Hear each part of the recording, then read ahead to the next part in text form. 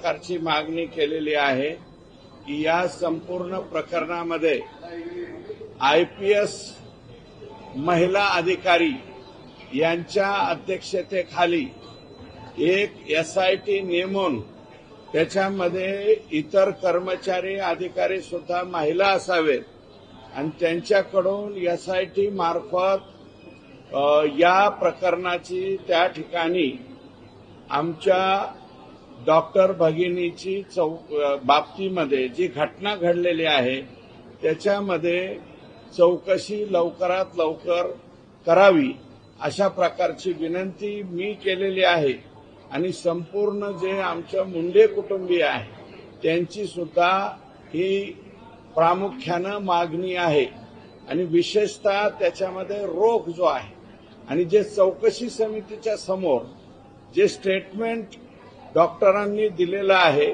त्याच्यामध्ये संपूर्ण रोष जो आहे तो पोलिसांच्याकडे त्या ठिकाणी गेलेला आहे।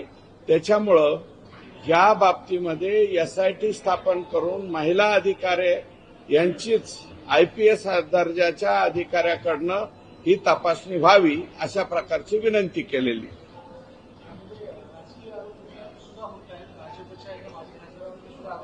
हे बघा, ते राजकीय आरोपाच्या संदर्भात मी अधिकचं काही बोलणार नाही, परंतु जे चौकशी समितीच्या समोर स्टेटमेंट केलेलं आहे त्या स्टेटमेंटमध्ये डॉक्टरांनी त्या लेकरांनी जे सर्व रोष जो आहे तो स्थानिक म्हणजे बदने याच्यावरती जास्तीचा व्यक्त केलेला आहे, स्थानिक पोलिसांच्या वरती केलेला आहे।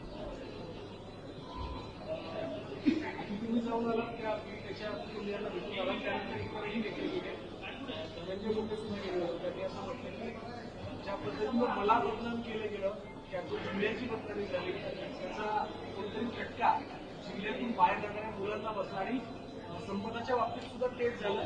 थोडक्यात माझी बदनामी झाली म्हणून या प्रकारच्या घटना घडल्या। हे पहा, तुमची बदनामी का झालेली आहे, तुमची बदनामी आणि संपदाचं प्रकरण हे कृपया एकत्र करू नका।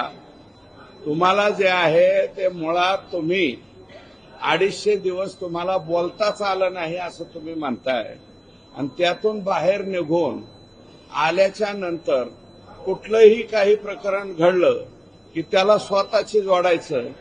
तुम्हाला एवढं महत्व द्यायला सध्या बाकी कोणी तयार नाही।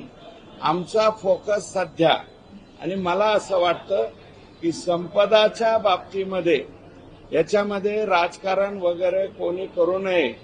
आमची एक डॉक्टर मुलगी आणि ते जे कुटुंब आहे मुंडे कुटुंब, एकाच घरामध्ये 5 ते 6 डॉक्टर त्या ठिकाणी झालेले आहे। या लेकराला 3 एकर शेती असलेल्या शेतकऱ्यांनी आणि शिक्षक असलेल्या त्याच्या चुलत्यानं त्या ठिकाणी शिकवलेलं आहे आणि अशा प्रकारची गंभीर घटना घडलेली आहे।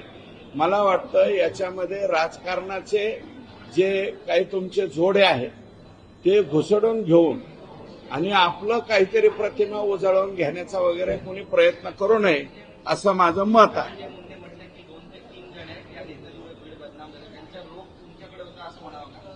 त्यांचा रोग कुणीकडे होता मला माहित नाही, त्यांनी नावानिशी बोलावं, मग आम्ही बदनामी आणि पुन्हा जे काही बरंच बोललेलो आहे ते सुद्धा आम्ही बोलू शकतो परत परत।